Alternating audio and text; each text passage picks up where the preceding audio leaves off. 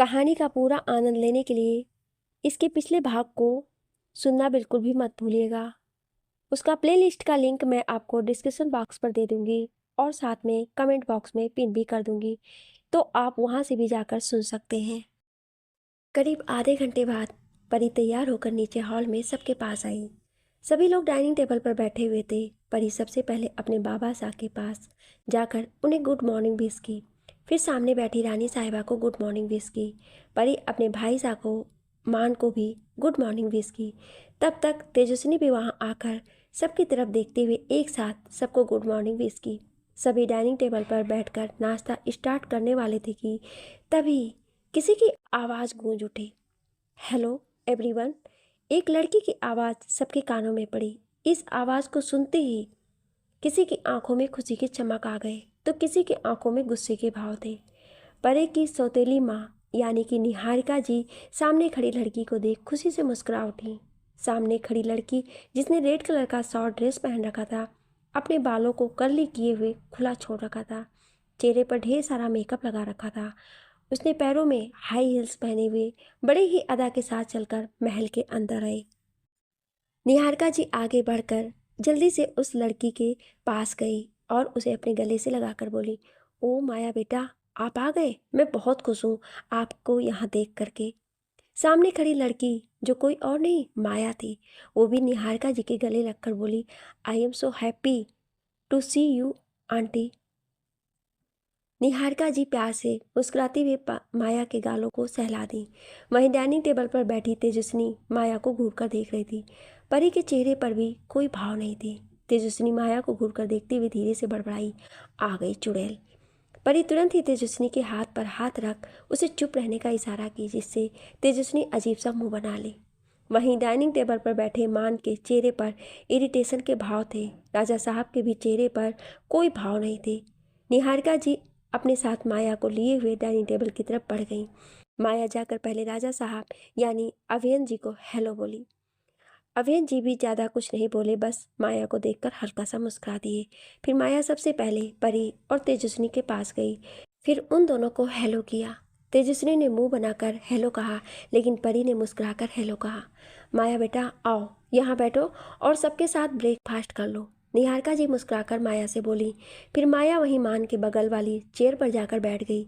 मान अपने बगल में माया को बैठे देख गुस्से से उसे घूरा और झट से चेयर पर से उठ गया। मान को ऐसे अचानक चेयर से उठते देख सभी लोग चौंक गए। तभी मान बिना किसी की परवाह किए परी की तरफ देखकर बोला, गुड़िया तुम इधर आकर बैठो। परी मान की बात सुन बिना कुछ बोले अपनी चेयर पर से उठी और मान के चेयर पर जाकर बैठ गई। मान परी की चेयर के पास आकर बैठ गया। माया को मान का इस तरह से बिहेव करना बहुत ही ज़्यादा इंसल्टेड फील हुआ, पर वो कुछ नहीं बोली। वहीं निहारिका जी को भी मान का ये करना बहुत बुरा लगा। वो गुस्से से बौखलाई हुई थी, पर वो कुछ बोल नहीं सकी। तभी अचानक ही मान का मोबाइल बज उठा। वो अपना मोबाइल लिए तुरंत चेयर पर से उठा और वहाँ से दूसरी तरफ जाने लगा कि तभी उधर से आ रही एक लड़की से टकरा गया। दोनों के अचानक टक्कर होने से वो लड़खड़ाकर गिरने वाले थे कि तभी मान खुद को संभाला और तुरंत उस लड़की की कमर में हाथ डाल उसे भी संभाल लिया। वो लड़की जिसने डर से अपनी आंखों को बंद कर रखा था, उसका एक हाथ मान के सर को पकड़ा हुआ था। वहीं मान की नजरें तो उस मासूम लड़की के खूबसूरत चेहरे पर ही टिक गए। गोरा सुंदर चेहरा, काले घने लंबे बाल, पतली सी गुलाब की पंखुड़ियों की तरह गुलाबी होठ, तितली के पंखों जैसी फड़फड़ाती हुई पलकें मान को अपनी तरफ अट्रैक्ट कर रहे थे। तभी कुछ सेकंड बाद उस लड़की को एहसास हुआ कि वो नीचे नहीं गिरी है, तो वो धीरे धीरे अपनी आंखों को खोली। मान उस लड़की की बूढ़ी आंखों को देखकर और भी ज़्यादा अट्रैक्ट होने लगा। वो लड़की भी एक सेकंड के लिए मान के हैंडसम फेस को देखती ही रह गई, पर जल्द ही वो अपने सेंस में आई और खुद को संभाल कर खड़ी हो गई। खड़ी होने पर भी मान की नज़रें उस लड़की पर ही थी। तभी पीछे से एक तीखी आवाज़ मान और उस लड़की के कानों में पड़ी, त्रिशा ये क्या तरीका है, सामने से देख कर नहीं चल सकती तुम। माया गुस्से से उस लड़की पर चिल्लाते हुए बोली। अपनी बात बोलते हुए माया चलकर मान और उस लड़की यानी कि त्रिशा के पास आ गई। माया मान की तरफ देखकर बोली, सॉरी मान जी, आपको कहीं लगा तो नहीं। ये कहते हुए माया मान के हाथ को पकड़ ली। ये देखकर मान ने माया के हाथ को झटक कर दूर कर दिया। पर माया इतनी ढीठ थी कि उसे तो जैसे मान के ऐसा करने से कोई फर्क ही नहीं पड़ा। वो हल्का मुस्कुराकर बोली, त्रिशा, ये मेरी फ्रेंड है, इसे भी इंडिया देखना था, इसलिए मैं इसे अपने साथ लेकर आ गई। इसके मॉम डैड नहीं है ना, तो मैं ही इसकी केयर करती हूँ। अगर इससे गलती हुई तो माफ़ कर देना मान। मान एक नज़र घूरकर माया को देखा और फिर अपनी शांत नज़रों से त्रिशा की तरफ देखा, जो अपनी नज़रों को झुकाए खड़ी थी। मान वहाँ से अपने रूम की तरफ बढ़ गया। वहीं परी आई और खुशी से त्रिशा से मिलकर उसे अपने साथ चलने के लिए बोली, आओ त्रिशा, तुम भी हमारे साथ ब्रेकफास्ट कर लो। परी ने बड़े ही प्यार से त्रिशा से कहा। त्रिशा, जो कि डरी सहमी सी चुपचाप खड़ी थी, परी के इतने प्यार से बोलने पर उसकी तरफ देखी और हल्का सा मुस्कुराई। परी उसे अपने साथ लेकर डाइनिंग टेबल पर गई और उसे चेयर पर बिठा दिया। अब त्रिशा तेजस्विनी के बगल में बैठी हुई थी। तेजस्विनी भी बड़ी सी स्माइल के साथ त्रिशा से मिली। कुछ सेकंड बाद मान भी वापस डाइनिंग टेबल पर आया और त्रिशा के बगल वाली चेयर पर जाकर बैठ गया। अब मान के बगल में त्रिशा, त्रिशा के बगल में तेजस्विनी, तेजस्विनी के बगल में परी, परी के बगल में माया बैठी हुई थी। अवेन जी डाइनिंग टेबल के हेड चेयर पर और उसके सामने वाले चेयर पर निहारिका जी बैठी हुई थी। सभी ब्रेकफास्ट कर रहे थे। त्रिशा अपने बगल में मान को बैठे देखकर डर से कांप रही थी। वो अपने कांपते हुए हाथों से धीरे धीरे ब्रेकफास्ट करने की कोशिश कर रही थी। मान, जिसकी नज़र त्रिशा पर ठहरी हुई थी, उसे पहली बार किसी लड़के के करीब आने पर कुछ अलग सा महसूस हुआ था। वो त्रिशा को इस तरह से डरते देख धीरे से डाइनिंग टेबल के नीचे से त्रिशा के दूसरे हाथ पर अपना हाथ रखा। मान के ऐसा करते ही त्रिशा और घबराई। उसकी आंखें हैरानी से बड़ी बड़ी हो गईं। तभी वो अपनी आंखें बड़ी किए मान की तरफ देखी तो मान उसको अपनी आंखों से ही शांत रहने का इशारा किया। त्रिशा मान के इशारे को समझकर खुद को शांत करने लगी। वहीं दो जोड़ी आंखें ये सब देख गुस्से से जल भून रहे थे। उस इंसान का ऐसा मन कर रहा था कि जैसे अभी ही त्रिशा की जान ले ले। वहीं त्रिशा मान को कंफर्ट करते देख रिलैक्स हो गई। अभी वो काफ़ी बेहतर महसूस कर रही थी। वो अब आराम से अपने ब्रेकफास्ट करने लगी। वहीं मान त्रिशा को रिलैक्स देख अंदर ही अंदर बहुत खुश था और उसके होठों पर एक हल्की सी स्माइल भी आ गए। वहीं बैठी माया ये सब देख गुस्से से जल भून रही थी। यहाँ तक कि निहारिका जी भी अपनी तिरछी नज़रों से ये सब देख रही थी और उन्हें भी बहुत तेज गुस्सा आ रहा था। निहारिका जी अपने मन ही मन में बोली, माया पागल हो गई है क्या, जो इस लड़की को अपने साथ लेकर यहाँ आ गई। इस लड़की के आने से कहीं ऐसा ना हो जाए कि जो मैंने सोचा वो सब प्लान ही गड़बड़ हो जाए। ये सब सोचते हुए निहारिका जी डाइनिंग टेबल के नीचे अपने हाथों की मुट्ठी बनाए बैठी हुई थी। कुछ देर बाद सभी अपना अपना ब्रेकफास्ट फिनिश कर अपने अपने रूम की तरफ बढ़ गए। परी त्रिशा को अपने साथ अपने रूम में ले गई, ये कहते हुए कि त्रिशा चलो, आज तुम मेरे रूम में चलो जब तक तुम्हारा रूम रेडी नहीं हो जाता है। त्रिशा मुस्कुराते हुए परी के साथ उसके रूम में चली गई। तेजस्विनी भी परी और त्रिशा के साथ ही उनके रूम में चली गई। वो दोनों ने माया को पूरी तरह से इग्नोर कर देती हैं। त्रिशा कहीं ना कहीं डर रही थी कि कहीं माया को गुस्सा तो नहीं आ रहा है। वो माया के गुस्से को बहुत ही अच्छी तरह से जानती थी, क्योंकि माया जब गुस्सा हो जाती है तो वो किसी को कुछ नहीं समझती है। इस कारण त्रिशा मन ही मन बहुत डर रही थी, पर वो ये बात परी और तेजस्विनी से नहीं कह सकती थी। परी, तेजस्विनी और त्रिशा तीनों रूम में बैठकर आपस में बातें करने लगी। परी त्रिशा को सबसे पहले अपने बारे में सब कुछ बता दी।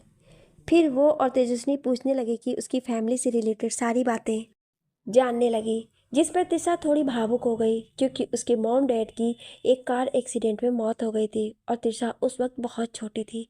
तब से त्रिशा को माया के अंकल ने अपने पास रख लिया था। वो त्रिशा को अपनी बेटी की तरह मानते थे, पर माया के डैड और खुद माया उसे एक नौकर की तरह ट्रीट करती थी। इस कारण माया त्रिशा को भी यहाँ अपनी नौकर बनाकर ही लाई थी। इसी कारण त्रिशा हमेशा दर्द तकलीफ में ही रखती थी, पर वो चाह कर भी कुछ नहीं बोल सकती थी। त्रिशा को रोते देख परी और तेजस्विनी बड़े ही प्यार से उसे चुप कराने लगी। परी त्रिशा के हाथ को अपने हाथ में लेकर बोली, आई नो कि तुम्हारे साथ बहुत बुरा हुआ है, पर जो होना था वो हो गया। अब हम लोग उसे चाह कर भी नहीं बदल सकते, लेकिन अगर तुम अभी भी ऐसे ही दुखी रहोगी तो तुम्हारे मॉम डैड जहाँ भी होंगे वो तुम्हें इस तरह देखकर बहुत बुरा फील करेंगे। उन्हें बिल्कुल भी अच्छा नहीं लगेगा कि उनकी बेटी इस तरह से आंसू बहाए, तो अपने मॉम डैड के लिए ही रोना बंद कर दो। त्रिशा को परी और तेजस्विनी के बोलने पर उनकी तरफ देखी तो परी प्यार से उसके गाल को छूकर आगे बोली, किसी और के लिए नहीं, मेरे लिए ही सही, थोड़ा मुस्कुरा दो। परी के ऐसे बार बार कहने पे तिशा बस हल्का मुस्कुरा दी। हंसते हुए तिशा की स्माइल बहुत ही प्यारी थी। उसे स्माइल करते देख परी के होठों की स्माइल बड़ी हो गई। वहीं तिशा अपने सिर को झुकाए चुपचाप बैठी हुई थी। वहीं कोई था जो अपनी तेज नज़रों से उस रूम में देख रहा था और सारी बातों को सुन भी रहा था। उस इंसान की नज़रें तिशा पर ही टिकी हुई थी और तिशा को देख उस इंसान की आंखों में एक चमक से आ गए थे।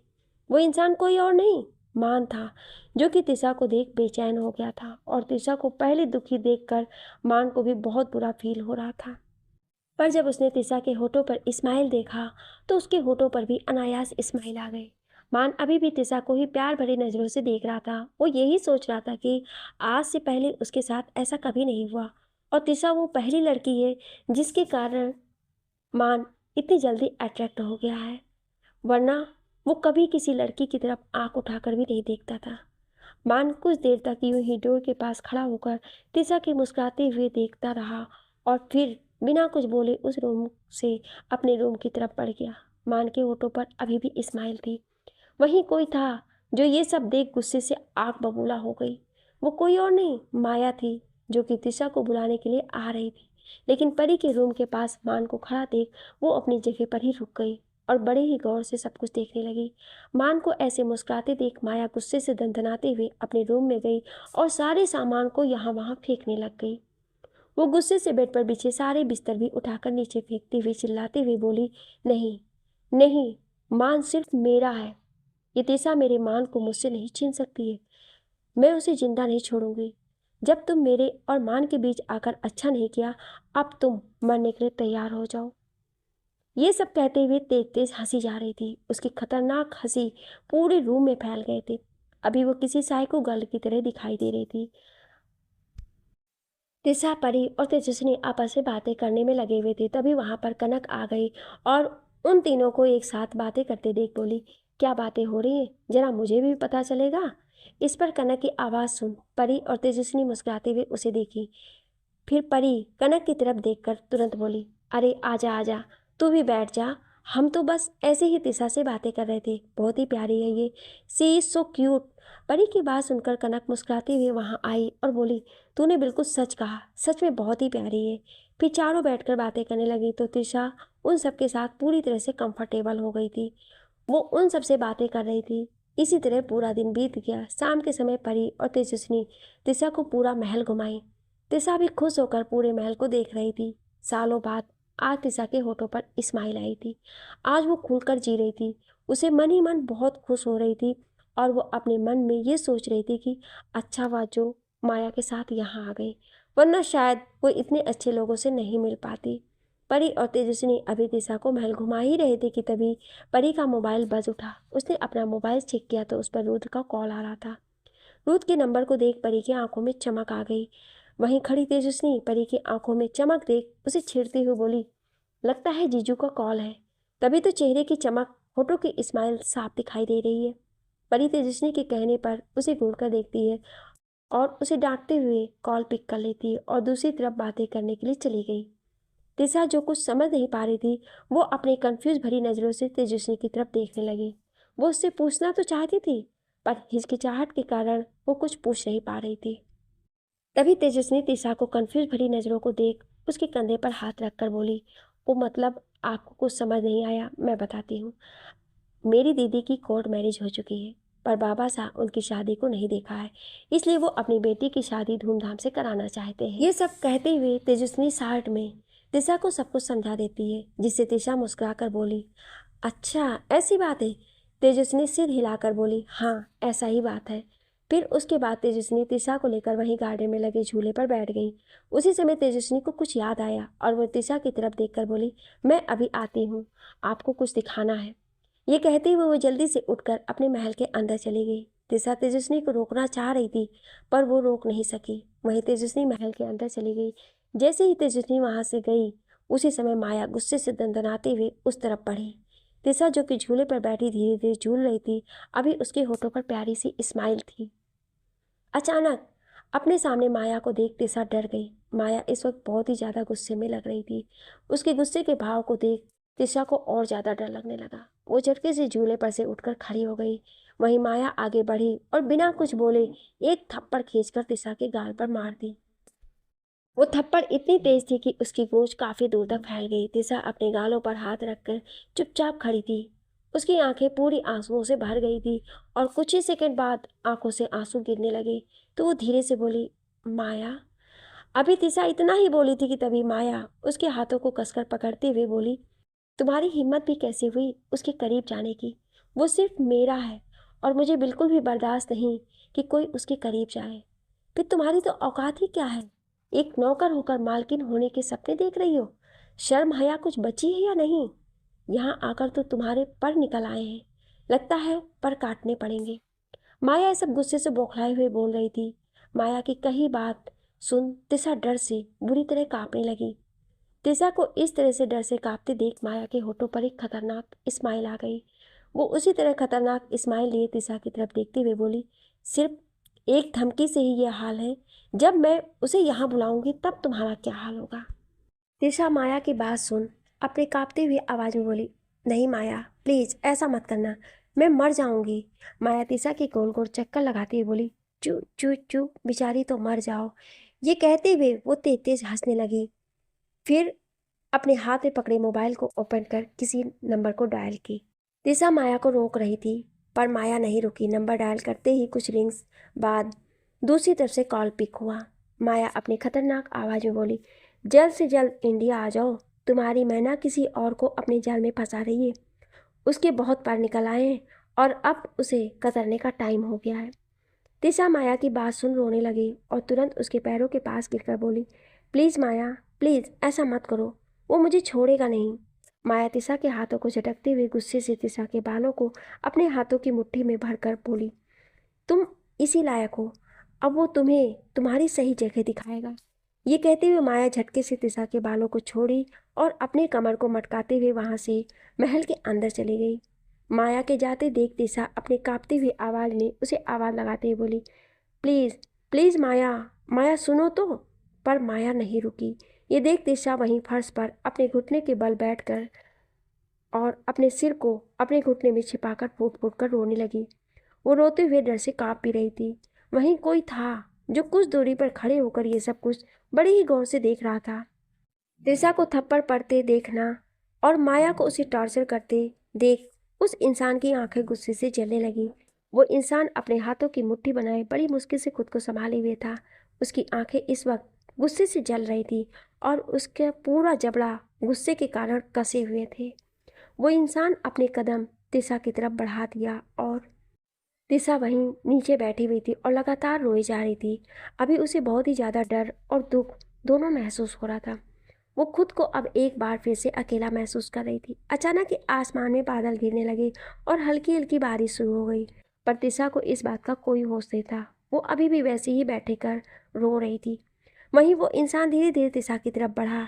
तिशा जो कि अभी भी अपने सिर को घुटनों के बीच रखे रोए जा रही थी, वो इंसान पीछे से गया और तिशा के कंधे पर हाथ रखा। तिशा जैसे ही ये महसूस करती है कि कोई उसके पास है तो वो तुरंत अपने सिर को बाहर निकालती है और सामने खड़े इंसान को देखकर एक पल के लिए चौंक जाती है। वो कुछ बोलती नहीं, बस अपने आंसू भरी आंखों से साथ उस इंसान की तरफ देखती रहती है। वहीं वो इंसान भी अब बारिश में भीग रहा था पर सामने खड़े इंसान से तिशा के आंसू बर्दाश्त नहीं हो रहे थे। वहीं वो इंसान भी अब बारिश में भीग रहा था पर सामने खड़े इंसान से तिशा के आंसू बर्दाश्त नहीं हो रहे थे।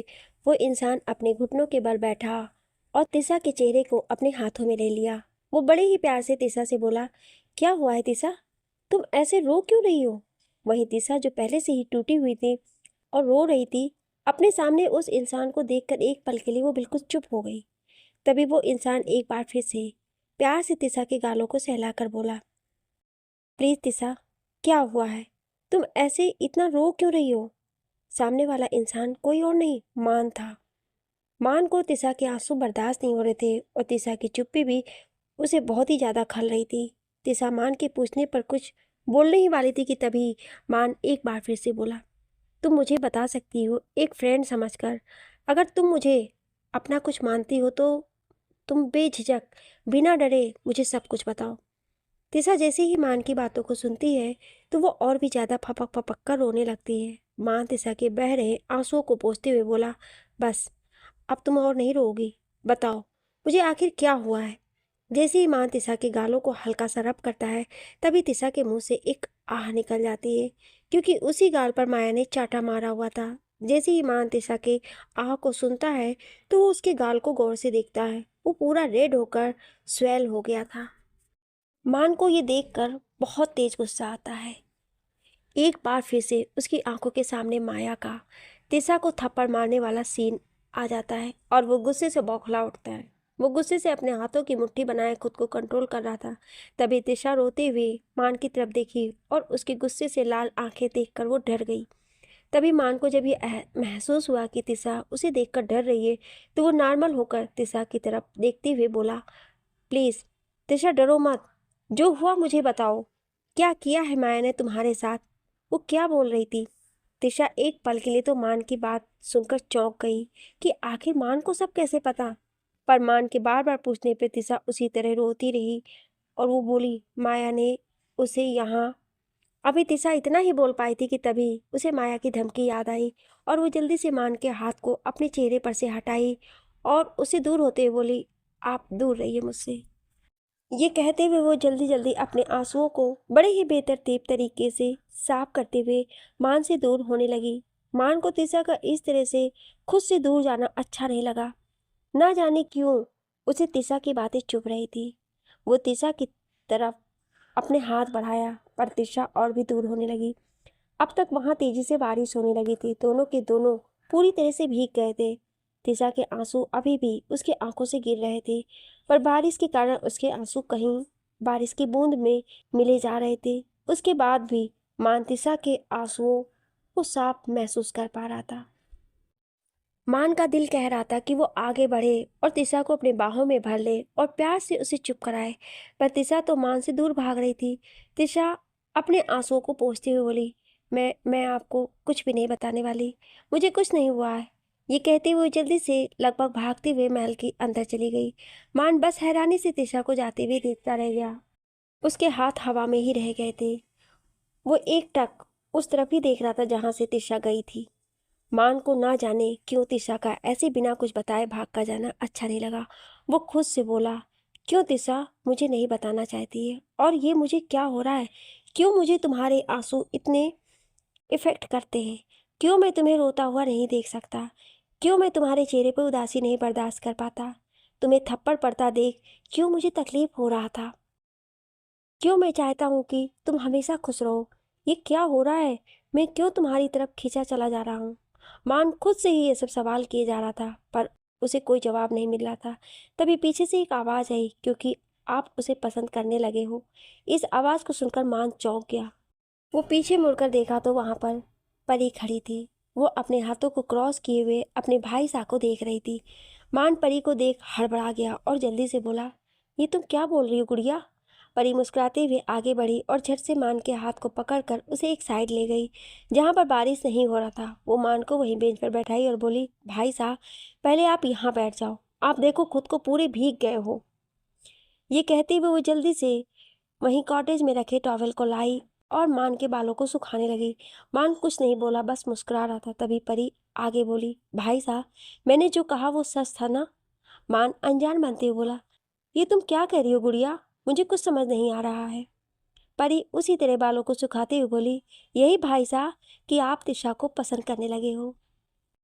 नहीं सॉरी, आप पसंद नहीं, आप तो उसे प्यार करने लगे हो।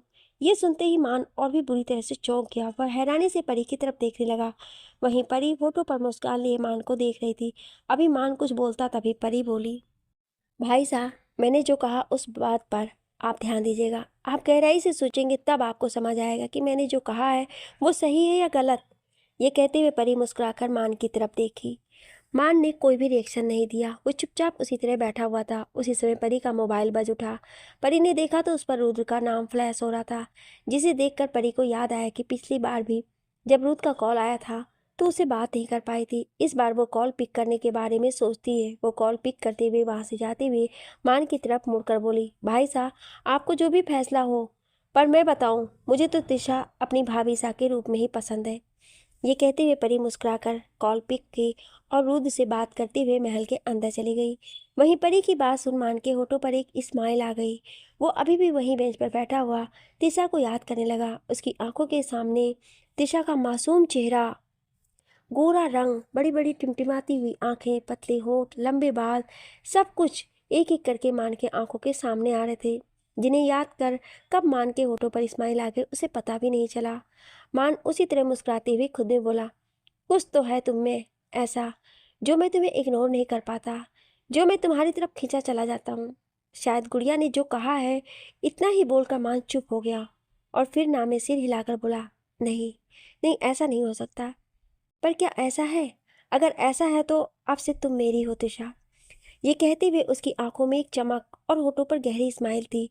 वो इस तरह मुस्कुराते हुए वहां से उठा और बालों में अपने हाथ फिराते हुए महल के अंदर चला गया। वहीं अपने रूम के विंडो के पास खड़ी माया ये सब कुछ सुन ली थी। उसने मान की कही बातें तो सुनी नहीं, लेकिन परी की कही सारी बातें सुन लेती है, जिसे सुनकर वो गुस्से से आग बबूला होती है। वो गुस्से में अपने रूम का सारा सामान इधर उधर फेंकते हुए चिल्लाकर बोली, परी, तुम्हारी हिम्मत भी कैसी हुई अपने भाई के दिमाग में ये बात डालने की कि तिशा उसके लिए बेस्ट है। वो 2 कौड़ी की लड़की मेरे और मेरे प्यार के बीच में आएगी? No, never. अगर ऐसा हुआ तो मैं उस लड़की को इस दुनिया से उठवा दूंगी। ये कहते हुए माया की आंखों में गुस्सा और नफरत के भाव थे। इस वक्त माया को तिशा के साथ साथ परी पर भी बहुत गुस्सा आ रहा था। वो गुस्से से पूरी पागल हो गई थी। वो खुद को कंट्रोल नहीं कर पाई थी और वहां पड़े फ्लावर वास को सामने लगे मिरर पर दे मारी, जिससे फ्लावर वास और मिरर दोनों ही चूर चूर हो गए। उसी समय माया के रूम में आई निहारिका जी ये देख चिल्लाकर बोली, माया बेटा, ये तुम क्या कर रही हो? माया, जो कि वही मिरर के बिल्कुल सामने ही खड़ी थी, मिरर के टूटने से कांच का कुछ टुकड़ा उसके हाथों और पैरों के पास आ गए थे। ये देख निहारिका जी जल्दी से माया को पीछे की और उसे झंझोड़ते हुए बोली, आर यू मैड? क्या तुम पागल हो गई हो? इस तरह से कौन अपने साथ करता है? अब तक अगर तुम्हें बुरी इंजरी हो जाती तो? ये कहते हुए निहारिका जी माया को बेड पर बिठाई और एक नौकरानी को चिल्लाकर बुलाई। कुछ ही सेकंड में वहां पर एक नौकरानी आ गई। निहारिका जी उससे लगभग ऑर्डर देते हुए बोली, पहले फर्स्ट एड बॉक्स लाओ और फिर पूरे रूम को अच्छे से साफ करो। निहारिका जी की बात सुनकर वो मेड जल्दी से सिर झुकी हुई फिर वहां से पहले फर्स्ट एड बॉक्स लेकर आई। फिर निहारिका जी वो लेकर माया के हाथ और पैर पर पट्टी करने लगी। माया, जो कि अभी भी गुस्से से तिलमिलाई हुई थी, निहारिका जी उसके हाथों और पैरों पर दवा लगाते हुए बोली, क्या बात है माया बेटा, इतना गुस्सा किस लिए हो? बताओ मुझे माया बेटा। माया निहारिका जी के बोलने पर उनके गले लगकर बोली, आंटी देखो ना, वो त्रिशा मेरे प्यार मान के बीच आ रही है। ये सुनते ही निहारिका जी की आंखों में गुस्से के भाव आ गए। वो गुस्से से बोली, क्या? उस 2 कौड़ी की लड़की की इतनी हिम्मत? निहारिका जी की बात सुन माया अब और भी ज्यादा सुबकने लगी थी। निहारिका जी माया को शांत कराते हुए बोली, डोंट वरी माया बेटा, वो 2 कौड़ी की लड़की इतनी भी इम्पोर्टेंट नहीं है। मान सिर्फ तुम्हारा है और तुम्हारा ही रहेगा। फिर मैं आज ही राजा साहब से तुम्हारे और मान के रिश्ते के बारे में बात करती हूँ। निहारिका जी की बात सुन माया मुस्कुरा उठी। माया खुशी से बोली, क्या सच में आंटी आप हमारी शादी के लिए बात करोगे? निहारिका जी माया के गाल को प्यार से टच करते हुए बोली, हाँ बेटा, आखिर मैं भी तो चाहती हूँ कि मेरी बेटी जल्दी से इस घर में आ जाए। निहारिका जी की ये बात सुनकर माया मुस्कुराते हुए झट से निहारिका जी के गले लग गई और निहारिका जी प्यार से माया के बालों को सहलाने लगी। दूसरी तरफ परी फोन मोबाइल को अपने कान पर लगाए हुए अपने रूम में आई। रुद्र काल पर अपने मैग्नेटिक वॉइस में बोला, कैसी हो एंजल? परी भी मुस्कुराकर प्यारी सी आवाज में बोली, अच्छी हूँ, आप बताओ आप कैसे हो? जिस पर रुद्र बहुत ही उदास आवाज में बोला, अब अपनी एंजल के बिना मैं कैसा हो सकता हूँ?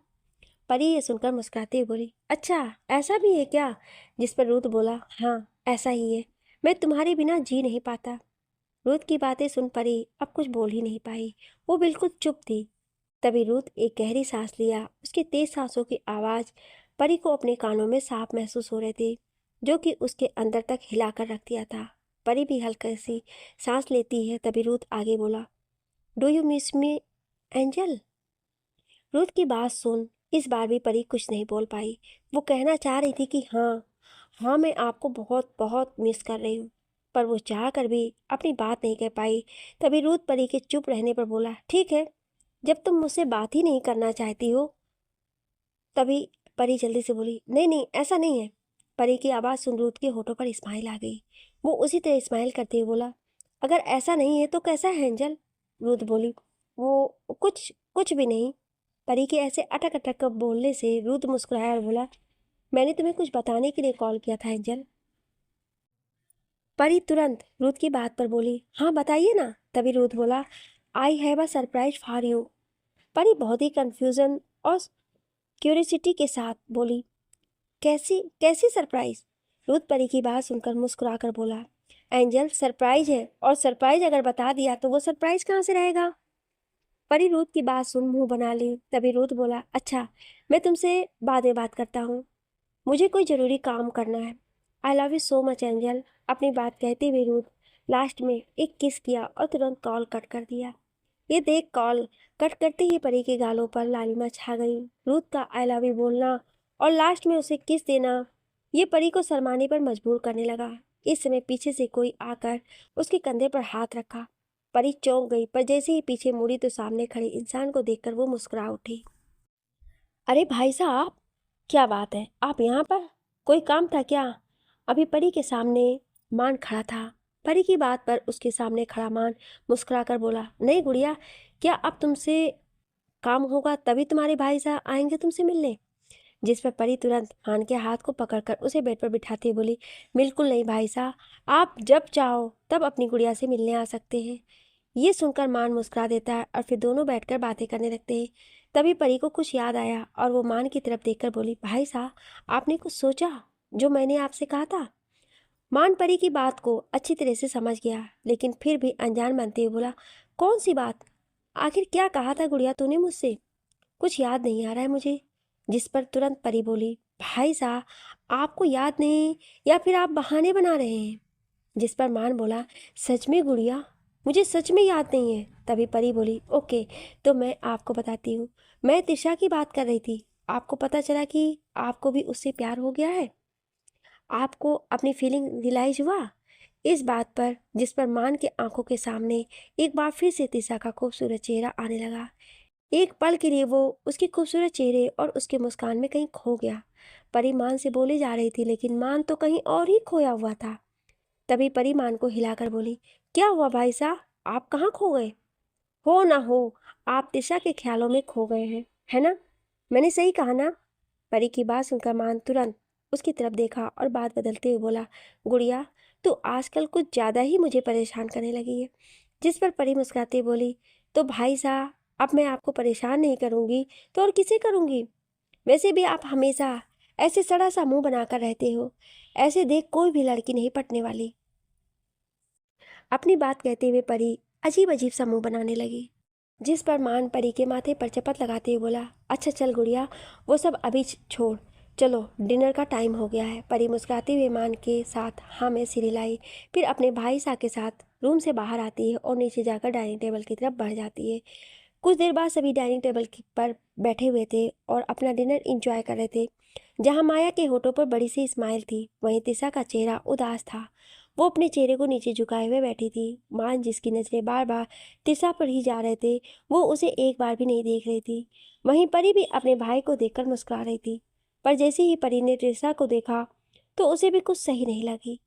वो तिशा के हाथ पर अपने हाथ रखी तो परी के बगल में बैठी थी, तो तिशा घबराते हुए जल्दी से परी की तरफ देखने लगी। परी तिशा के चेहरे को देखकर चौंक जाती है। उसकी आंखें पूरी लाल हो गई थी और सूजे हुए थे, जिसे देख साफ पता चल रहा था कि जैसे वो बहुत रोई हो। परी तिशा की तरफ देखकर हैरानी से पूछी कि तिशा, तिशा, तुम्हारी आंखें इतनी लाल और सूजी क्यों हैं? क्या तुम रो रही थी? कुछ हुआ है क्या? तिशा तुरंत परी की बात पर समझते हुए बोली, वो नहीं नहीं, वो मेरे आँख में कुछ चला गया था। जिस पर परी को विश्वास तो नहीं होता है, पर वो कुछ नहीं बोलती, क्योंकि अभी सबकी नज़रें तिशा पर ही था। वो तिशा को देखकर समझ जाती है कि जरूर तिशा कुछ छिपा रही है।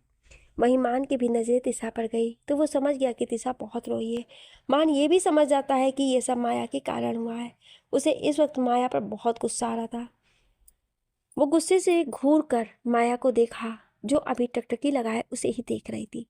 उसी समय निहारिका जी राजा साहब की तरफ देख कर बोली, मुझे ये कहना था कि मैं हमारे बड़े बेटे मान के लिए रिश्ता ढूंढा है। ये सुनकर सभी की नजरें निहारिका जी की ओर चली गई। मान तो बिल्कुल हैरान रह गया और वह हैरानी से निहारिका जी की तरफ देखने लगा। तभी राजा साहब बोले, कौन सा रिश्ता? कौन है वो लड़की जिसे आपने मान के लिए ढूंढा है? अवेन जी बहुत ही शांति से अपनी बात बोल रहे थे। तभी निहारिका जी बोली, मैं चाहती हूँ कि मान की शादी माया से कर दी जाए। मैंने मान के लिए माया को चुना है। ये सुनकर सभी चौंक गए। अवेन जी को भी थोड़ा अजीब लगा, पर वो कुछ बोले नहीं। तभी निहारिका जी आगे बोली, माया बहुत ही अच्छी और पढ़ी लिखी लड़की है और काफ़ी अच्छे घर से भी है। फिर वो हमारे मान को बहुत पसंद भी करती है, तो क्यों ना उनकी शादी मान से। अभी निहारिका जी आगे कुछ बोलती, तभी अवेन जी बोले, वो सब बाद में तय होगा। मुझे पहले एक बहुत ज़रूरी बात आप सभी को बतानी थी। कल कुछ लोग यहाँ महल में आ रहे हैं, तो सब कुछ अच्छे से अरेंजमेंट हो जाने चाहिए, क्योंकि वो लोग बहुत ही ज़्यादा खास हैं। अबेन जी को इस तरह से अपनी बात को टालते और कुछ बोलते देखकर निहारिका जी को बिल्कुल भी अच्छा नहीं लगा। उन्हें अपनी इंसल्ट सी महसूस होने लगी। तभी अवेन जी आगे बोले, देखिए निहारिका जी, आप मान के लिए जो भी चूज़ करेंगी वो अच्छा ही होगा, लेकिन कल जो लोग आ रहे हैं पहले उनके बारे में सोचिए, क्योंकि वो लोग सबसे पहले ज़रूरी हैं। अबेन जी की बात पर सभी लोग हैरान थे कि आखिर कल ऐसा कौन लोग आ रहे हैं जो उनके लिए बहुत खास है। वहीं निहारिका जी भी हैरान और परेशान थे कि अब कौन आ रहा है कल जो राजा साहब के लिए इतने इम्पोर्टेंट है। वो मन ही मन बोली, आखिर कौन आ रहा है जो राजा साहब के लिए इतना खास है, जिसके कारण उन्होंने मेरी बात को टाल दिया। वहीं बाकी सबके मन में भी यही सब चल रहा था। मान तो यही सोचकर गुस्सा था कि उसकी शादी की बात आखिर माया से चली भी तो कैसे। उसे बहुत ही ज़्यादा गुस्सा आ रहा था और गुस्से के कारण वो आधे पेट ही खाकर डाइनिंग टेबल से उठ गया। मान को इस तरह उठकर जाते देख सबको थोड़ा अजीब लगा, पर किसी ने कुछ नहीं कहा। वहीं मान अपना कोई ज़रूरी काम बताकर डाइनिंग टेबल से उठा और वहाँ से चला गया। लेकिन परी सब समझ गई थी। उसे पता चल गया था कि उसके मान भाई साहब सिर्फ माया से उनकी शादी तय होने की बात पर नाराज़ हो गए हैं, और वो ये भी जानती थी कि मान के दिल में सिर्फ तिशा बसी हुई है।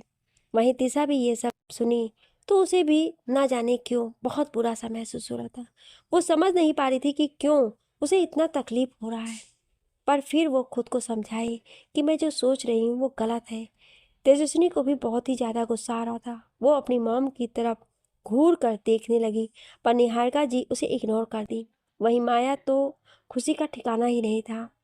वो तो जैसे लग रहा था कि वो इस समय सातवें आसमान में उड़ रही थी। वो समझ गई थी कि अब वो मान को अपना बना ही लेगी। वहीं दूसरी तरफ एयरपोर्ट पर प्लेन लैंड हुई और एक आदमी उसमें से बाहर आया। उस आदमी की उम्र करीब 40-45 साल की होगी। वो आदमी दिखने में ही बहुत भयानक लग रहा था। उसके गाल पर एक साइड कट का निशान बना था और उसके आंखों में लालच के भाव थे। वो एयरपोर्ट से बाहर आया और सामने खड़ी कार की तरफ देखते हुए मुस्कुराकर बोला, अब मैं आ गया हूँ जान, अपनी चिड़िया को अपने साथ ले जाने के लिए। ये कहते हुए वो इंसान खतरनाक तरीके से स्माइल करने लगा। वो इंसान तेज तेज हंसने लगा। उस इंसान की भयानक हंसी उसे पूरी जगह पर गूंज रहे थे, जिससे साफ पता चल रहा था कि वो इंसान बहुत ही ज़्यादा बड़ा और खतरनाक था। वो इंसान अपने तेजी से आगे बढ़ा और सामने आए कार में जाकर बैठ गया। कार में बैठते ही कार का ड्राइवर गाड़ी को आगे बढ़ा दिया। वहीं दूसरी तरफ मान गुस्से से अपने रूम में आया और डोर लॉक करके बेड पर जाकर बैठ गया। इस वक्त उसे बहुत तेज गुस्सा आ रहा था। वो गुस्से से अपने हाथों की मुट्ठी बनाकर वहीं बेड पर मारने लगा। उसके कानों में निहारिका जी की कही बातें गूंज रही थी। वो यही सोच रहा था कि आखिर निहारिका जी ने ऐसा सोचा भी तो कैसे। वो अभी अपने बाबा साहब से खुलकर बातें भी नहीं कर सकता था, और साथ ही साथ उसके मन में अभी उलझन था कि वो तिशा को पसंद करता भी है या नहीं। पर कहीं ना कहीं उसे विश्वास था कि वो तिशा के लिए कुछ तो फील करता है, जो कि बहुत ही अच्छी फीलिंग है। वो ये सब सोचते हुए अपने बालों को पकड़ कर नोचने लगा और गुस्से से बोला, ये क्या हो रहा है मेरे साथ? क्यों? आखिर क्यों? आज ये टॉपिक कैसे उठा? मुझे अभी कोई शादी वादी नहीं करनी है, और उस माया से तो बिल्कुल भी नहीं। ये कहते हुए वो अपने बालों को नोचने लगा, फिर डोर को ओपन किया और उसमें से सिगरेट का पैकेट निकालकर उसे लेकर बालकनी में चला गया। मान सिगरेट के लंबे लंबे कस लेने लगा। इस सिगरेट के जरिए वो खुद के अंदर के गुस्से को कम करने की कोशिश कर रहा था। उसके अंदर की आग को बुझाने के लिए वो दूसरे आग को अपने मुंह से लगा लिया था, ये सोचकर कि शायद उसके अंदर की आग बुझ जाए। अभी वो खुद में ही लड़ रहा था। वहीं बाकी सभी डिनर करके अपने अपने रूम में चले गए। माया तो अपने रूम में जाकर खुशी से उछलने लगी। वो तो यहाँ वहाँ उछलते हुए गाना गाकर डांस कर रही थी। वो मन ही मन खुश होते हुए बोली, इसका मतलब कि अब मैं मान को अपना बना ही लूंगी। अगर आज उस बुढ़े ने बात नहीं टाली होती तो अब तक मान पर मेरा पूरा हक हो गया होता। लेकिन कोई बात नहीं, आज नहीं तो कल मान पर मेरा पूरा हक होगा और इस महल की रानी भी मैं ही बनूंगी। ये कहते हुए माया वहां रखे सोफे पर जाकर बैठ गई। वो बड़े ही स्टाइल से अपने एक पैर पर दूसरा पैर चढ़ाए हाथों को फैलाए हुए बैठी थी, जैसे मानो कोई रानी हो और वो अपनी रानी की गद्दी पर बैठी हो। इस वक्त माया खुद को वही समझ रही थी।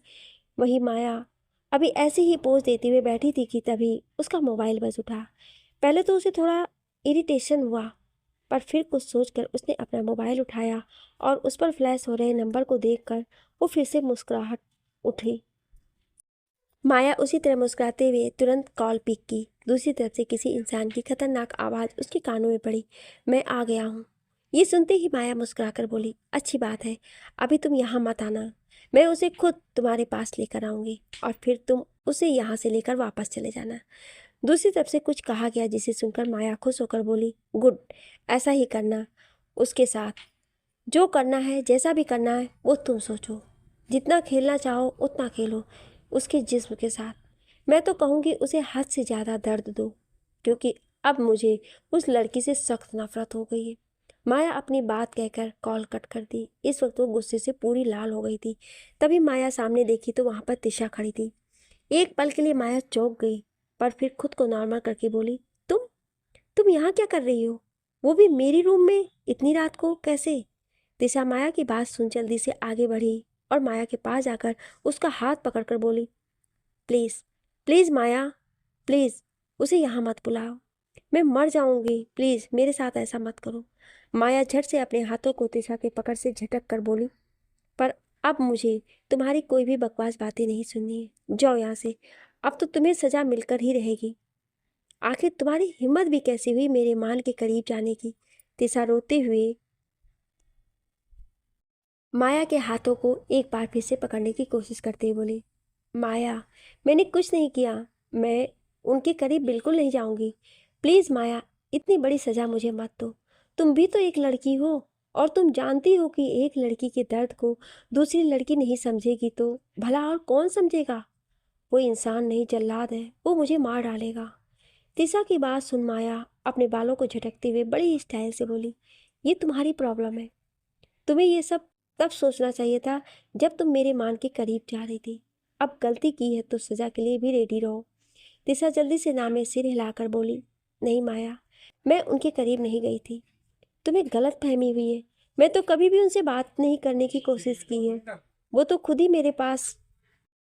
अभी दिशा इतना ही बोल पाई थी कि तभी माया खींचकर एक तेज थप्पड़ दिशा के गाल पर मारी और चिल्लाकर बोली, खबरदार जो ये बात अपनी जुबान पर लाई, मेरा मान कभी भी तुम्हारे करीब नहीं जाएगा। वो तुम जैसी चीप लड़कियों से हमेशा दूर ही रहता है। वो तो बस थोड़ी सी तुम्हारे प्रति कंसर्न क्या दिखा दिया, तुम तो उसके पीछे ही पड़ गई। तुम जैसी दो कौड़ी की लड़की अपनी औकात देखी है? तुमने जो मान को अपना बनाने के ख्वाब देखने लगी हो, अब तैयार हो जाओ, तुम्हें तुम्हारी सही जगह पहुंचाने का टाइम आ गया है। ये कहती हुई माया तिशा के बालों को कसकर पकड़ी और अपने दूसरे हाथ से उसके जबड़े को कसकर दबाने लगी। तिशा को तो ऐसा लग रहा था कि उसका जबड़ा ही टूट जाएगा। तिशा दर्द से कराहती हुई धीरे से बोली, आह, प्लीज़ माया, छोड़ो मुझे, बहुत तेज पेन हो रहा है। तिशा की बात पर माया एक झटके में तिशा के बालों को छोड़ी और फिर उसके गालों को भी झटक दी, जिससे तिशा फर्श पर मुंह के बल जा गिरी। माया तिशा को घूर कर देखी, फिर अपने बालों को झटक कर सीधे वॉशरूम में चली गई। तिशा बाहर खड़ी, बस माया, माया सुनो तो मेरी बात, बोलती ही रह गई। उसकी आंखों से आंसू गिर रहे थे और उसके दिल में डर के भाव भरे हुए थे। वहीं परी भी मान के रूम की तरफ बढ़ी, ये सोच कर कि उसके भाई साहब इस वक्त बहुत परेशान होंगे, तो वो उनके पास जाकर थोड़ी उनसे बात करे। पर तभी परी का मोबाइल बज उठा। वो देखी तो उस पर रुत का कॉल आ रहा था। रुत का नाम देख परी के होठों पर हल्की सी स्माइल आ गई। फिर परी कॉल पिक करते हुए अपने रूम की तरफ बढ़ गई। रुत परी से काफ़ी देर तक बातें करता रहा और फिर परी भी रुत से बातें करने में सब कुछ भूल गई। काफ़ी देर तक बातें करने के बाद दोनों ही गहरी नींद में सो गए। यहाँ आज की रात कुछ लोगों की आंखों में नींद का नामो निशान तक नहीं था, और वहीं कोई था जो खुशी के मारे फूले नहीं समा रहा था।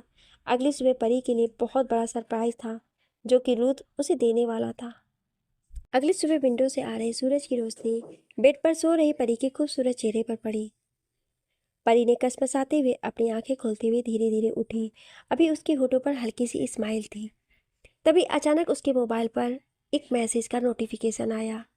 मैसेज के नोटिफिकेशन को सुनकर परी की नज़र अपने मोबाइल पर गई, जो कि वहीं बेड पर एक साइड रखी हुई थी। परी धीरे से हाथ बढ़ाकर मोबाइल को उठाई। परी मोबाइल पर फ्लैश हो रहे नंबर को देखी तो उसकी आंखों में चमक आ गई।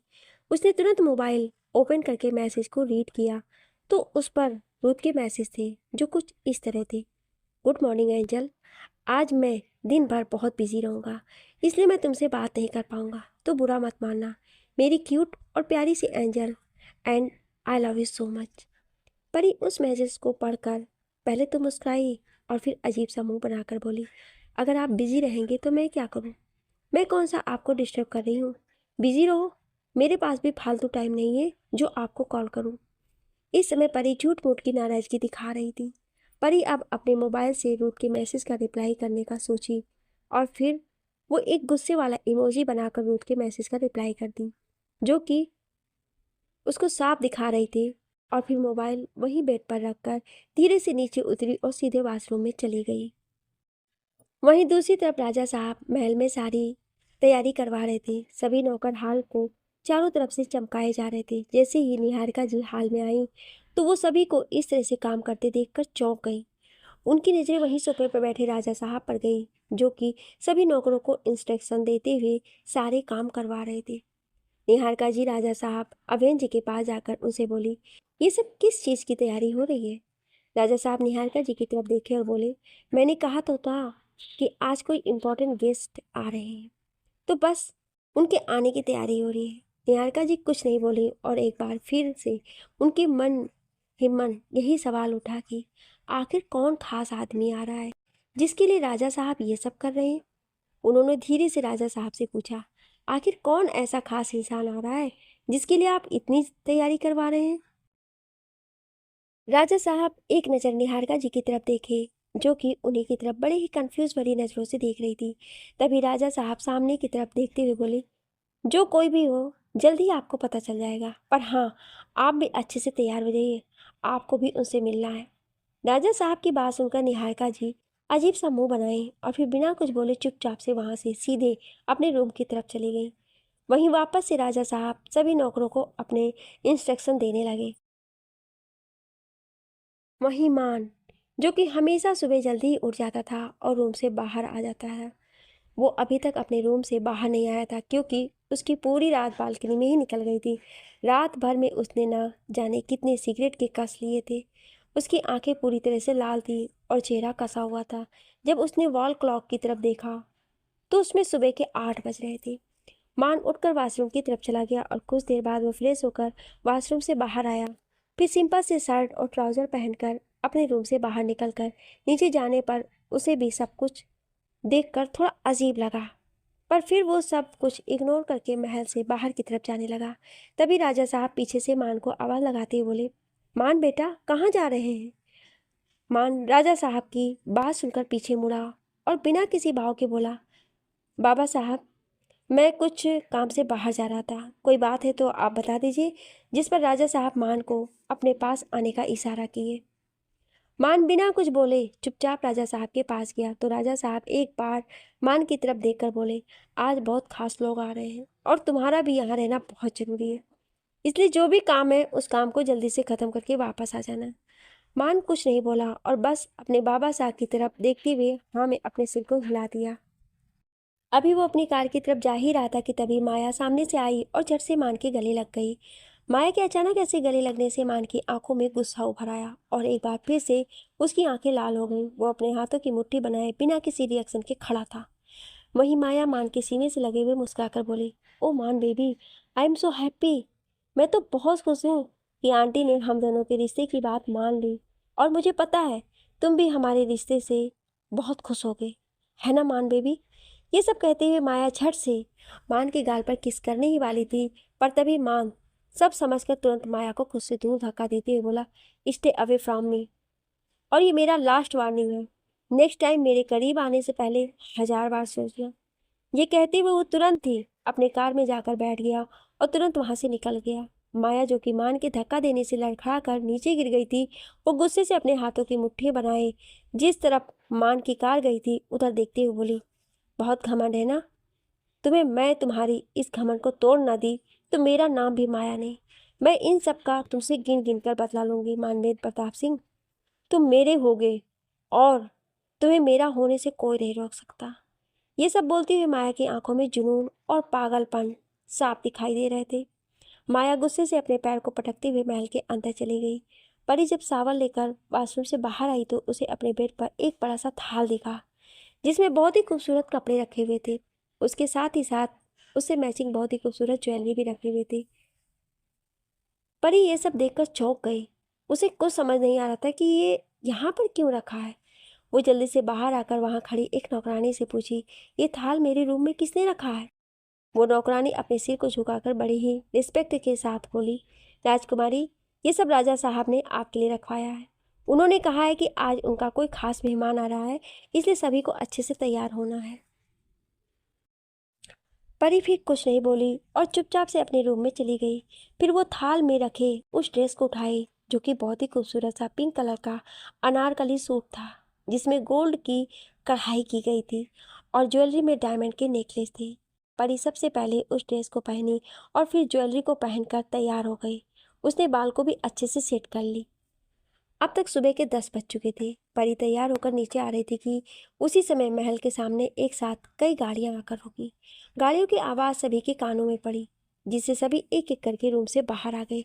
सभी लोग हॉल की तरफ बढ़ गए। पहले आगे और पीछे खड़ी कारों में से गार्ड्स निकलकर बाहर आए। वो सभी एक लाइन से खड़े हो गए।